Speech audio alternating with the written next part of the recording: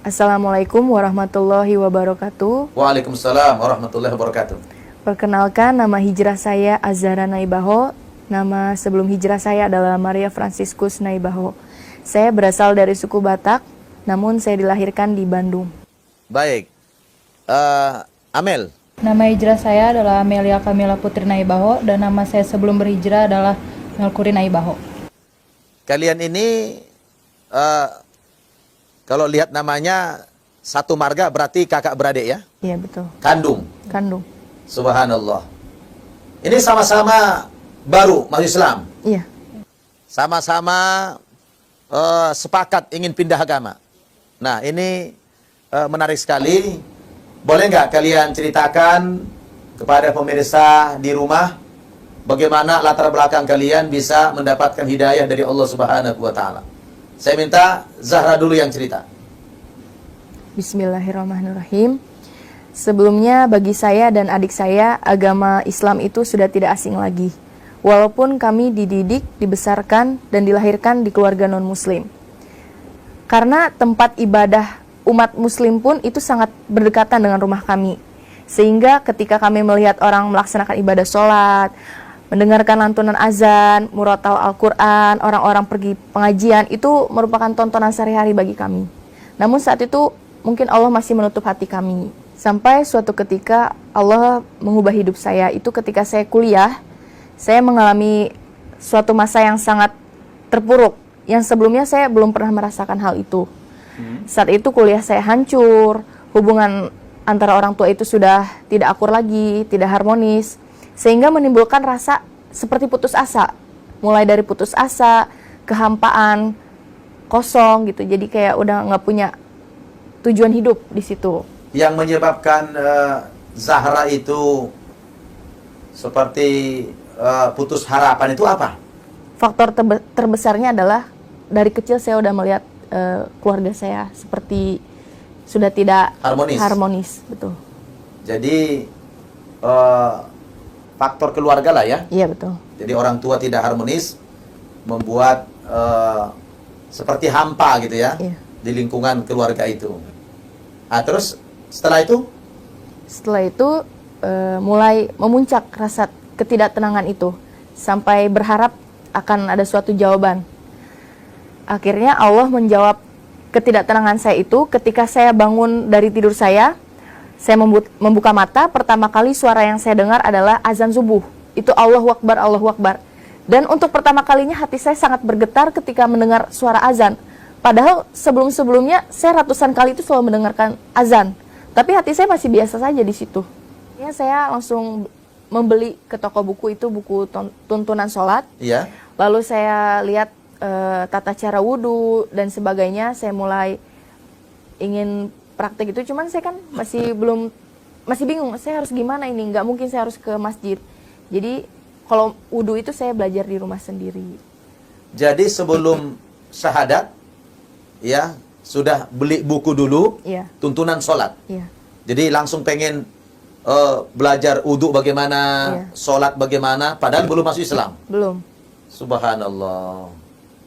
Apa yang mendorong itu? Karena dari suara azan itu, jadi itu seperti yang memanggil hati saya itu untuk pergi Segera ke masjid. kira-kira Ya, betul. begitu. Karena saya belum sah untuk masuk ke masjid, maka saya lihat dulu di buku itu persyaratannya itu bagaimana sebelum masuk masjid. Setelah itu kami memutuskan untuk bertemu salah satu tokoh agama Islam, khususnya Di Bandung itu? Iya, khususnya kami ingin bertanya lebih dalam lagi tentang perbandingan agama Islam dengan keyakinan kami yang sebelumnya. Iya. Untuk memantapkan. Setelah itu kami memutuskan untuk benar-benar harus pindah agama keesokan harinya. Jadi apa yang dijelaskan Ustadz kepada kalian berdua sehingga semakin memperkuat keinginan pindah agama itu? Tentang poin pentingnya adalah Nabi Isa. Ternyata Islam selama ini mengimani Nabi Isa. Yang di agama kami sebelumnya itu beda. Dianggap Tuhan. Dianggap Tuhan. Jadi maksudnya kok lebih logik gitu Islam itu. Langsung bersyahadat atau bagaimana? Keesokan hari kita bersyahadat. Bersyahadat di mana itu? Di Masjid Bandung. Masjid Bandung. Dituntun sama ustadz. Iya, betul. Nah, apa ada dulu briefing atau penjelasan sebelum disyahadatkan atau bagaimana? Sebelum syahadat kita ditanya dulu apakah ini ada unsur doktrin, unsur pemaksaan. Kami jelaskan tidak ada, ini berasal dari hati nurani kami sendiri. Iya. Setelah kami bersyahadat, kami di briefing kembali agar kami tetap istiqomah, agar tetap berpegang teguh pada keyakinan Islam yang saat ini yang kami jalani, Iya. supaya tidak murtad kembali. Kalian berdua menghadap dengan ustadz tersebut. Iya, betul. Iya. Setelah di briefing lalu dituntun Iya. mengucapkan 2 kalimat syahadat. Iya. Baik. Setelah syahadat apa yang dilakukan? Setelah syahadat di briefing, akhirnya kami pulang ke rumah. Kami masih belum berani untuk menjelaskan, memberanikan diri, mengakui kami sudah masuk Islam Kepada orang tua. kepada orang tua. Jadi seakan-akan di rumah masih belum terjadi apa-apa.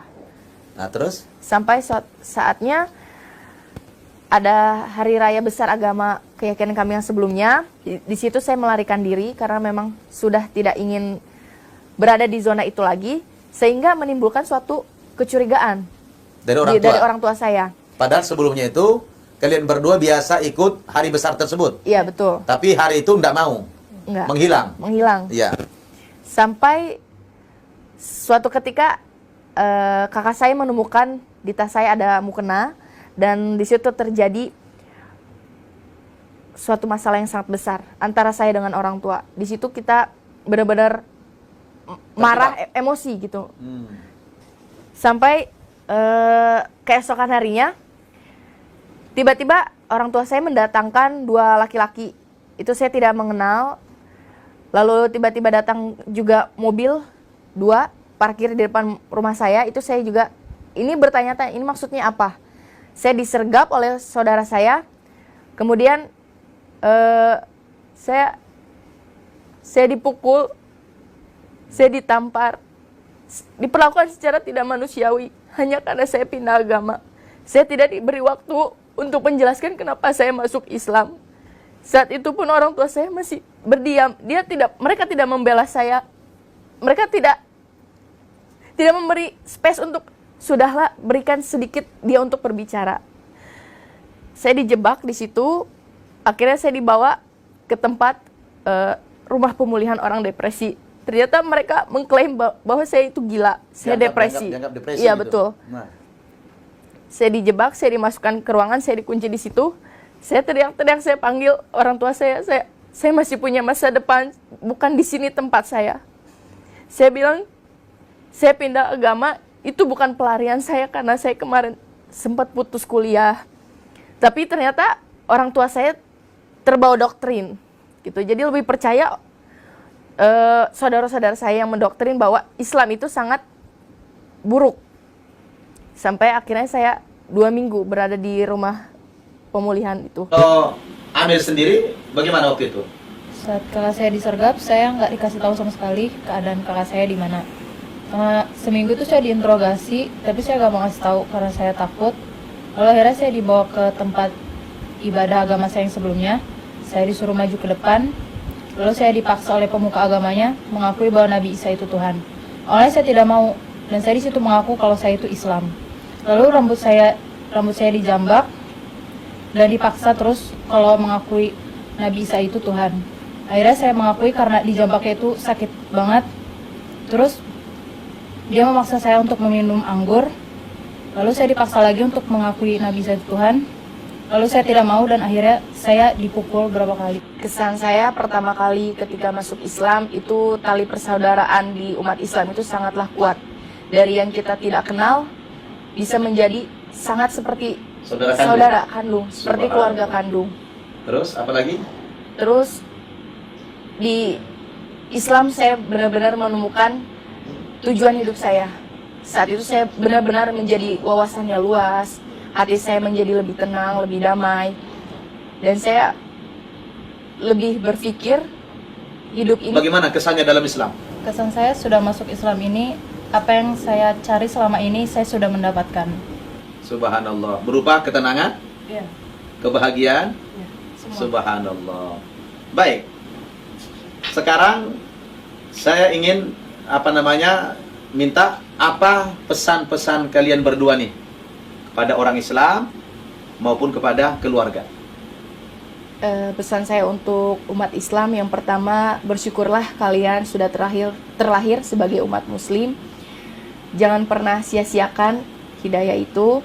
Kemudian berjuang dan berdakwahlah bahwa tiada yang benar selain agama Islam. Allahu Akbar. Kemudian rangkul para mu'alaf, lindungi kami sebagai mu'alaf. Subhanallah. Terus kalau pesan kepada keluarga?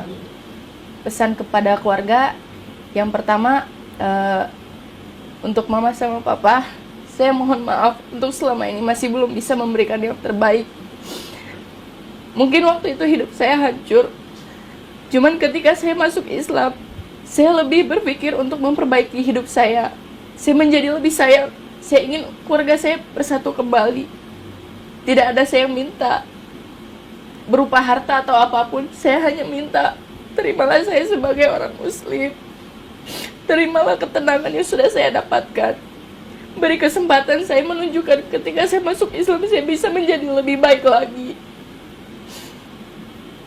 Saya minta juga, hindarilah dogma atau doktrin stigma negatif tentang Islam. Karena kalian belum tahu sebenarnya Islam itu sangat indah dan damai. Itu saja yang bisa saya sampaikan.